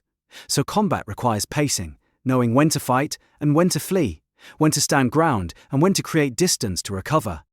The addition of zombies in winter compounds this challenge. Heavy winter clothing reduces combat effectiveness. Exhaustion comes faster. And if you're fighting in the cold without adequate clothing, you're simultaneously managing hypothermia alongside the immediate threat of being eaten. Winter affects zombies themselves, though the exact mechanics depend on server settings. In standard configurations, extreme cold slows zombie movement speed slightly, making them marginally easier to avoid. But this effect is subtle. We're talking about 5 to 10% speed reduction, not zombies frozen in place. They remain dangerous, remain deadly, simply move through the cold landscape at a slightly reduced pace that provides small advantages to prepared survivors. The aesthetic of winter zombies creates memorable horror moments. Frozen corpses covered in snow, ice forming on their clothes and hair, breath, or something like it, misting in the cold air as they moan. They trudge through snowdrifts, leaving trails behind them, making them easier to track but also creating visible evidence of their movements. A blood-splattered zombie stands out starkly against fresh snow. Multiple zombies moving together create beaten paths through accumulated snowfall, zombie highways that warn of danger ahead. The game's engine generates thousands of individual zombies distributed throughout Knox County based on population settings. At default settings, the world contains a significant but manageable zombie presence. Dangerous but not overwhelming, requiring caution but not making survival impossible. Higher population settings create dense hordes that make urban areas effectively impassable, while lower settings transform the game into a lonelier experience, focused more on resource management and environmental challenges than combat. Zombie distribution follows logical patterns. Urban centers contain the highest concentrations. Maldra, West Point, and Riverside all have substantial populations. The downtown areas, shopping centers, and residential neighborhoods swarm with undead. Outlying areas have progressively fewer zombies. Rural properties might have only a few wandering infected, or occasionally none at all if they're sufficiently remote. This creates natural difficulty progression. You start in relatively manageable environments, and as your skills and equipment improve, you can venture into more densely populated and dangerous areas. The zombie respawn debate has consumed countless forum threads. In some server configurations, zombies gradually respawn over time, ensuring the world never becomes completely cleared. This creates sustainable long-term challenge but can feel artificial. In other configurations, zombies never respawn. Every zombie killed permanently reduces the population. This allows for satisfying progression toward clearing areas, but eventually transforms the late game into resource management without significant combat threat. Neither approach is objectively correct, they simply create different experiences suited to different playstyles. Zombies in Project Zomboid lack individual identity or personality. They don't have names, don't display unique behaviors, don't communicate or demonstrate problem-solving ability beyond their basic patterns. They are systems, not characters. Environmental hazards like radiation or disease, but shaped like people who used to be. This abstraction allows them to function mechanically while maintaining their horror through sheer persistence and lethality. The sound design of zombies deserves particular attention. Their moans carry on the wind, low, wavering, distinctly human but wrong somehow. Vocalizations produced by larynxes and lungs that no longer need to breathe, but continue operating through some perverted biological momentum. The groans vary in pitch and length, creating a chorus when multiple zombies gather. At night, lying in your safe house, you hear them outside, a constant reminder that the world beyond your walls remains hostile and hungry. When zombies notice you, the sound changes. Their moans become more agitated, more frequent. They vocalize their awareness of prey, perhaps communicating to other nearby infected, or perhaps simply expressing something like excitement in their degraded nervous systems. These audio cues provide crucial tactical information. You can often hear zombies before you see them, can detect their presence through walls and around corners, can gauge their distance and direction through careful listening. Killing zombies produces visceral sound effects. The crack of skull under crowbar, the wet thud of bodies falling, the particular noise of head stomps finishing down zombies.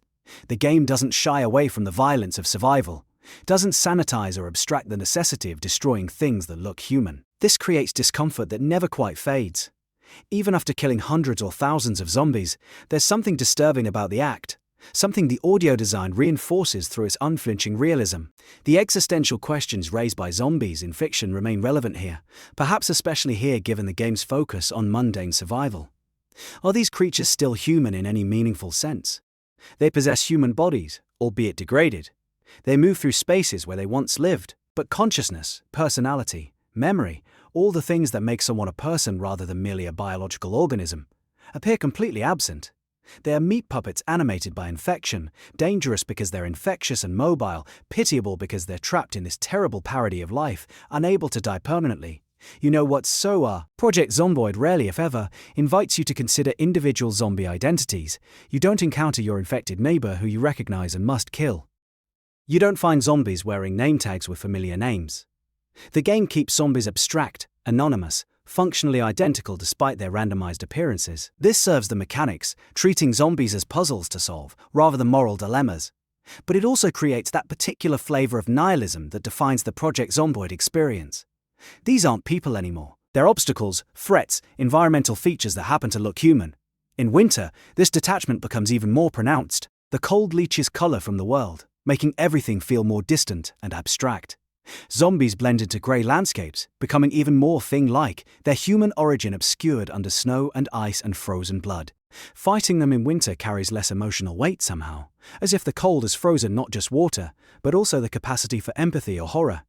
You become mechanical in your efficiency, conserving warmth and energy, killing without thought or feeling, because thought and feeling don't contribute to survival. The mathematical certainty of death in Project Zomboid, the game's infamous tagline, "This is how you died," finds its perfect embodiment in the zombies. They guarantee your eventual failure. You cannot kill them all. You cannot cure the infection. You cannot leave Knox County. Eventually, through bad luck or accumulated mistakes or simple entropy, they will kill you.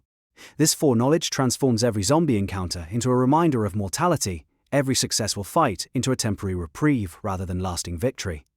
And yet there's something almost peaceful about their predictability. Zombies follow rules, they don't hate you. They're not cruel or sadistic, they simply exist, driven by basic imperatives, responding to stimuli in consistent ways. In a world that's become fundamentally chaotic and meaningless, the zombies paradoxically represent order, a comprehensible threat that can be understood, planned for, sometimes even manipulated.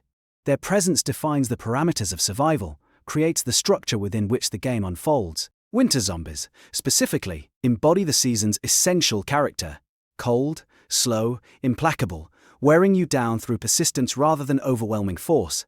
They will be there tomorrow and the day after, moaning outside your walls, shambling through the snow, waiting with infinite patience for you to make a mistake. They are winter's envoys, the physical manifestation of the season's lethal indifference, and in surviving them you prove your worth not to the universe, which doesn't care, but to yourself, which might. Survival routines and the human psyche. Long-term survival in Knox County requires establishing routines, and these routines gradually transform from pragmatic necessities into psychological anchors, rituals that provide structure and meaning when external sources of both have been eradicated. The daily rhythms of staying alive become meditative practices, not through intention, but through repetition, through the way human minds impose patterns on chaos and find comfort in predictability, even when predicting something as grim as post-apocalyptic survival. Morning begins with assessment. Upon waking, you check your character's moodal indicators, the small icons that communicate physical and mental state. Are you hungry? Thirsty? Injured? These questions require answers before proceeding. You eat something from your stockpile, probably canned or preserved food that provides calories without enjoyment. You drink water, from bottles if you have them, from collected rainwater if you've set up a system, melted snow if it's winter and you have fuel to spare. You check your injuries if you have any, changing bandages, applying antiseptic if infection seems likely, monitoring for the fever that announces zombie infection. Next comes facility inspection. You check doors and windows, ensuring your barricades remain intact, no zombies have broken through during the night. You peer outside, scanning for threats in the immediate vicinity, planning your day based on what you observe. Clear yard means you might venture out to gather resources. Zombies clustered nearby means you'll spend today indoors, working on projects, waiting for them to wander away. The weather matters too. Is it raining? Snowing? How cold is it? These factors shape your options and plans. If you're maintaining a long-term base, you likely have ongoing projects. Perhaps you're building additional fortifications, constructing walls or fences to create secure perimeters. This requires gathering materials. Wooden planks scavenged from houses, nails from hardware stores or dismantled furniture, tools that never wear out but need to be carried. The construction itself follows logical progression. Lay out walls, add doors, create defensible spaces that funnel zombies or keep them out entirely. This work provides tangible progress, visible improvement to your situation that contrasts with the general entropy and decay. Farming, if you've committed to it, demands daily attention during growing seasons. You check your crops, harvesting mature plants, replanting seeds, watering if there's been no rain. Farming in Project Zomboid operates on realistic timescales. Crops take weeks to mature, require ongoing care, produce yields that must be protected from rot. A well-maintained farm can sustain you indefinitely, providing calories and nutrition that don't depend on scavenging finite resources from a picked-over world. But farming requires investment, time, space, security, knowledge. It's a commitment to a specific location, a decision that your survival will be here, in this place, tending these plots of soil. Foraging offers an alternative food source requiring different skills and approach. Edible plants grow wild throughout Knox County: berries, mushrooms, various vegetables that appear seasonally. The foraging skill determines what you can identify and harvest, with higher skills revealing more options. Experienced foragers find substantial nutrition in wilderness areas, supplementing or replacing stored food with fresh-gathered provisions. Winter halts most foraging, but during warmer months, it provides reliable sustenance for characters who prioritize the relevant skills. Trapping represents another food acquisition method, particularly valuable during winter when farming and foraging both become difficult. Crafted traps placed in wooded areas catch small animals, rabbits, squirrels, birds. The catches must be processed, skinned, butchered, cooked properly to avoid disease. The meat provides valuable protein and calories. The pelts can be used for primitive clothing in some mod configurations. Trapping requires patience and understanding of placement, but once established, a trapline provides passive food generation, productivity that continues while you focus on other tasks. Water management varies by season and setup. The ideal solution involves rain collectors, large barrels that fill from precipitation, providing unlimited water as long as it rains. But rain collectors freeze in winter and don't help during droughts. Wells exist on some properties, providing permanent water sources that never run dry. Without these luxuries, you're hauling water from rivers or lakes, boiling it to eliminate contaminants, storing it in whatever containers you've accumulated. Every gallon weighs, every bottle occupies inventory space, every sip depletes your reserve. Water consciousness becomes second nature, rationing carefully, never wasting a drop. Fuel gathering for winter heating represents one of the most time-intensive tasks. Trees can be chopped down for logs, but chopping is slow, loud, exhausting work that attracts zombies and burns calories. Furniture can be disassembled for wood chairs, tables, cabinets, anything made of wood or plywood. This is faster and quieter, but depletes a finite resource. Eventually, you run out of nearby furniture and must venture farther to find more, each expedition carrying risk. The math becomes important. How much wood burns per hour? How many hours of heating do you need daily? How much wood can you gather and store before winter truly locks down? Solving this equation determines whether you survive the cold months or freeze to death. Combat, when necessary, follows practiced patterns. You hear groans, indicating zombies nearby. You equip your primary weapon, something you've maintained and trained with, something you trust. You check your endurance, ensuring you have enough stamina for a fight. You engage carefully, keeping zombies in front of you, never letting them surround you, timing your swings to land just as they come in range. When exhausted, you retreat, creating distance, allowing endurance to regenerate before re-engaging. After combat, you check for injuries, treat anything immediately, monitor for infection over subsequent days. You clean your weapon, maintain it if possible, ensure it's ready for the next encounter. Reading fills idle time and provides mechanical benefits. Books scattered throughout Knox County teach skills and boost experience gain. Carpentry books improve construction ability. Cooking books enhance food preparation. Electrical books unlock generator repair. Farming guides help crop yields. Reading takes in-game hours, requires good lighting, or eye strain penalties apply, but rewards that investment with permanent character improvement. Many players establish reading rooms in their bases. Comfortable chairs, good lighting, shelves full of collected books, quiet spaces dedicated to self-education and passing time. Safely, cooking transforms raw ingredients into meals that satisfy hunger and boredom simultaneously. At basic skill levels, you're limited to simple preparations. Boiling water, cooking raw meat, warming canned goods. As cooking skill increases, you unlock recipes that combine ingredients for superior nutrition and morale benefits. A salad provides more satisfaction than raw vegetables. Stew made from multiple components beats individual items eaten separately. The act of cooking itself provides purpose, transforms survival from merely eating calories into creating something approaching cuisine. Maintenance tasks never end. Equipment degrades with use, clothing tears and requires repair.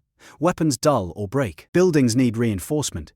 Security measures require inspection and improvement. There's always something that needs attention, some system requiring upkeep, some problem demanding solution. This creates productive momentum. Finishing one task reveals the next. Completing repairs exposes new priorities, solving immediate issues frees time for long-term projects. The work never stops because entropy never stops. But the work provides purpose. Recreation exists, though radically transformed from pre-apocalypse leisure.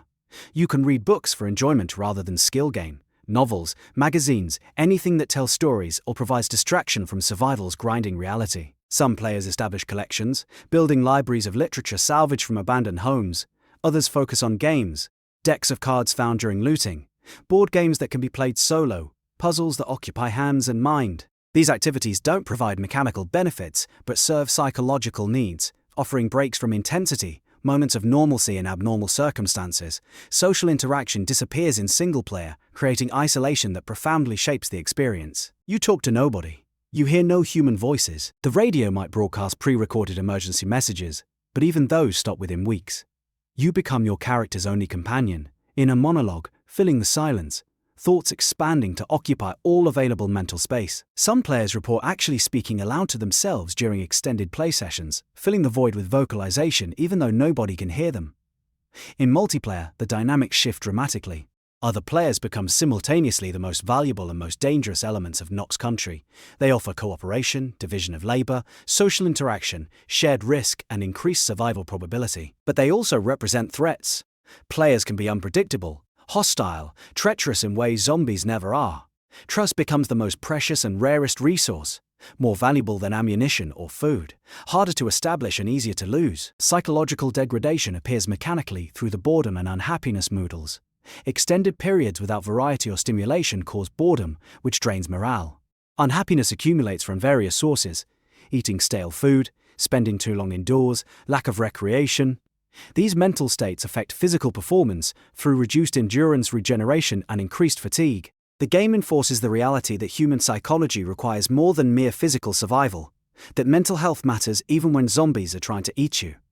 Players develop strategies for managing these psychological needs. Some build elaborate bases with separate rooms for different functions: bedroom, kitchen, workshop, library, creating architectural complexity that provides variety. Others pursue specific long-term goals, collecting every book, establishing farms, building defenses. The goals themselves might be arbitrary, but their existence provides direction, gives meaning to survival beyond simply not dying.